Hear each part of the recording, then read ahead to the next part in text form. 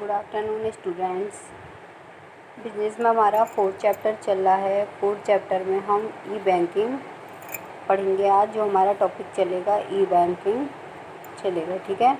अभी तक तो हमने बैंकों के बारे में पढ़ा था, ठीक है। बैंक कितने प्रकार की, वाणिज्य बैंक कितने प्रकार की होती हैं और वाणिज्य बैंकों के कार्य।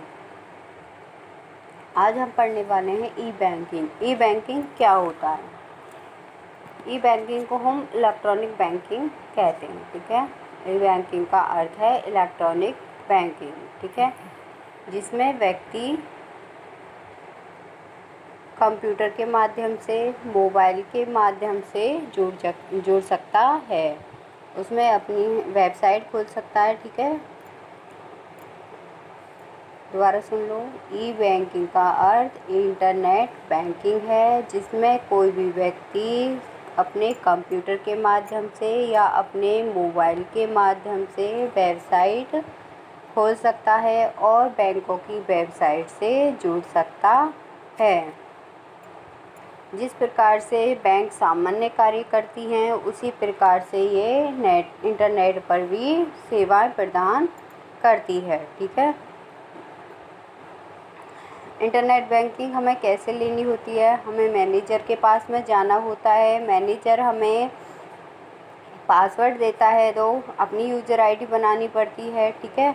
यूज़र आईडी देता है और पासवर्ड देता है, 2 पासवर्ड देता है, एक लॉगिन के लिए और एक पैसे ट्रांसफ़र करने के लिए। 2 पासवर्ड देता है, ठीक है। तो ग्राहक उनके माध्यम से अपनी यूज़र आईडी खोलता है और अपने पासवर्ड डाल के पैसे को ट्रांसफ़र कर सकता है, ठीक है। हर बैंक की अपनी वेबसाइट होती है।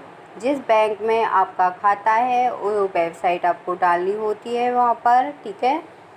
बैंक आपको सारी सुविधाएं प्रोवाइड कराती हैं, जैसे खातों का परीक्षण करना। आजकल तो सारे काम इंटरनेट के माध्यम से होते हैं। बैंकिंग के माध्यम से कोई भी शॉपिंग करनी है, ठीक है, इंटरनेट के माध्यम से हो जाती है। आपके किसी भी चीज़ का पेमेंट करना है या आपका मोबाइल रिचार्ज करना है, ये सब आपकी इंटरनेट के माध्यम से हो जाती है। होती है नहीं? सब चीज़ घर पे बैठे ही आजकल इंटरनेट के माध्यम से, ई बैंकिंग के माध्यम से हो जाती है। पैसे आपके खाते से कट जाते हैं, नहीं तो आपको लंबी लंबी लाइनों में लगना पड़ता है और इससे आपका समय की बचत होती है, ठीक है। और आपको वहाँ पर जाके खड़ा भी नहीं होना पड़ता, आप कोई दूसरा कार्य कर सकते हो। नेट बैंकिंग का यूज़ तो आप घर पे कर सकते हो, कहीं बाहर रास्ते में जा रहे हो वहाँ पर भी कर सकते हो, ठीक है। किसी रिश्तेदारी में, वहाँ पे सब जगह आपका इंटरनेट बैंकिंग का यूज़ किया जाता है। तो इंटरनेट बैंकिंग क्या है? इंटरनेट पर बैंकों की सेवा प्रदान करने को ही ई बैंकिंग कहा जाता है। बैंकों की इंटरनेट पर सेवा प्रदान करने को ही ई बैंकिंग कहा जाता है। इसमें लेन देन की लागतें कम होती हैं, ठीक है। इन पर जो खर्चा होता है कम होता है। खर्चा मतलब कि जो हम ई बैंकिंग चलाते हैं तो हमें 1000 रुपये, अगर जैसे कोई हमारी स्टेट बैंक है, स्टेट बैंक में हमें 1000 रुपये जमा करके आने पड़ते हैं अब इंटरनेट बैंकिंग के चालू करने के लिए अपने खाते में। तो हमारे जो खाता है उसमें इंटरनेट बैंकिंग स्टार्ट हो जाती है। अतः वह बैंकिंग से क्या होता है? संबंध मजबूत होते हैं, ग्राहक समर्थ बनता है और ग्राहक कैशलेस बनता है। ग्राहक को ज़रूरी नहीं है कि हर टाइम अपने पास में पैसे रखने की, बहुत ज़्यादा मोटी रकम रखने की ज़रूरत हो, तो ग्राहक इससे समर्थ बन जाता है। उसे हर जगह पैसे ढोने की आवश्यकता नहीं होती है अगर आपकी इंटरनेट बैंकिंग चालू है, ठीक है। ई बैंकिंग को इलेक्ट्रॉनिक बैंकिंग कहते हैं। मैंने आपको स्टार्टिंग में बता दिया, ई बैंकिंग को इलेक्ट्रॉनिक बैंकिंग कहते हैं। अतः बैंकिंग जिसमें इलेक्ट्रॉनिक मीडिया का प्रयोग किया जाता है, ठीक है, इलेक्ट्रॉनिक ही मीडिया का प्रयोग किया जाता है। इसके द्वारा प्रदान की जाने वाली सेवाएं हैं उसके ग्राहकों को अपनी बचतों के प्रबंधन के बारे में बताना, खातों के निरीक्षण के बारे में बताना, ऋण लेने के विधियों के बारे में बताना कि हमारी बैंक कितने % पर ऋण दे रही है, कितने साल के लिए ऋण देनी है, आवेदन, बिल भुगतान करना आदि बैंक से संबंधित लेन देन को इंटरनेट के माध्यम से पूर्ण करने की सुविधा बैंकें प्रदान करती हैं। इस सेवा को ग्राहक अपने निजी कंप्यूटर से, मोबाइल से, ठीक है, या हाथ के कंप्यूटर से स्वचालित कर सकता है, ठीक है, माध्यम से प्राप्त कर सकता है। ई कॉमर्स द्वारा प्रदान करने वाली सेवाओं के उदाहरण हैं जो हमें ई कॉमर्स की सुविधा प्रदान कराते हैं, वो है स्वचालित टेलर मशीन, ATM मशीन, विक्रय बिंदु, POS, ठीक है, PES, electronic data interchange, credit card प्रदान करती है, डेबिट कार्ड प्रदान करती है, इलेक्ट्रॉनिक कोष हस्तांतरण प्रदान करती है बैंक, धन का हस्तांतरण। तो इस प्रकार से हमारी जो बैंकें हैं वो हमें इनके माध्यम से इलेक्ट्रॉनिक सेवाएं प्रदान करती हैं।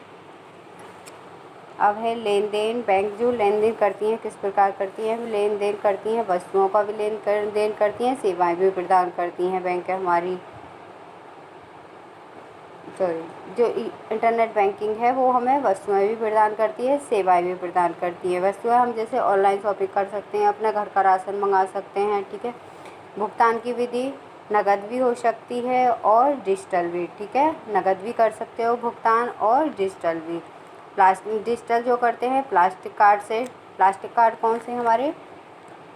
डेबिट कार्ड और क्रेडिट कार्ड, ठीक है। सेकंड है आपका ई बैंकिंग। ई बैंकिंग भी 2 प्रकार की होती है, डेबिट कार्ड और क्रेडिट कार्ड के द्वारा, ठीक है। USSD के द्वारा।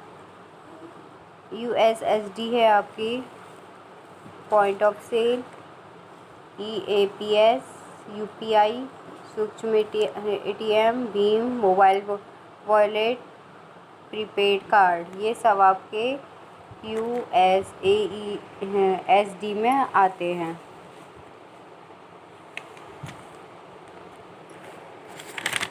अब पढ़ेंगे बच्चों इसके लाभ, ठीक है। ई बैंकिंग के क्या क्या लाभ हैं? ई बैंकिंग का एक तो ये लाभ है कि ये हमें 365 दिन तो सेवा प्रदान करती है, ठीक है, और 24 घंटे सेवा प्रदान करती है, ठीक है।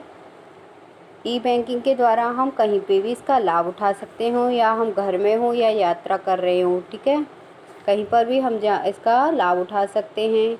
ई बैंकिंग में प्रत्येक लेन देन का अभिलेख होता है, मतलब कि उसका जो ई बैंकिंग होती है सारे लेन देनों का रिकॉर्ड किया जाता है। ई बैंकिंग से ग्राहक को अधिक से अधिक संतुष्टि प्राप्त होती है, क्योंकि ग्राहक बैंक तक ही असीमित पहुंच रखता है। यह पहुंच बैंक की शाखाओं तक सीमित नहीं होती। इसमें जोखिम कम होता है। यात्रा के दौरान ज़्यादा रोकड़ ले जाने की आवश्यकता नहीं होती है, और आपकी जो ई बैंकिंग होती है वो सुरक्षित होती है, ठीक है। ई बैंकिंग का किसी से प्रतियोगिता नहीं करनी पड़ती है, ठीक है। प्रतियोगिता शक्ति में वृद्धि होती रहती है। बैंकिंग में किसी से प्रतियोगिता भी नहीं करनी पड़ती है, प्रतियोगिता में वृद्धि होती है। इसका लाभ बैंकों को मिलता है। ई बैंकिंग केवल बैंकों की शाखा तक सीमित न रहने के कारण बैंकों को असीमित क्रियात्मक जाल उपलब्ध होता है।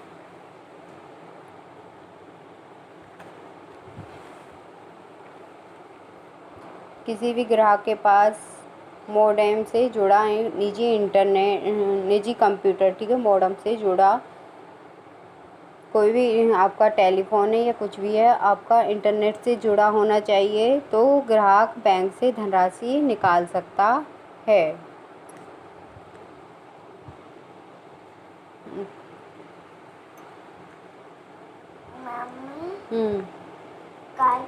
थर्ड है आपका ई बैंकिंग के द्वारा बैंक की शाखाओं पर कार्यभार को कम करने में सहायता मिल जाती है। इसके लिए केंद्रीकृत डेटाबेस स्थापित करने की आवश्यकता नहीं होती है, ठीक है। तो ये थे इसके लाभ।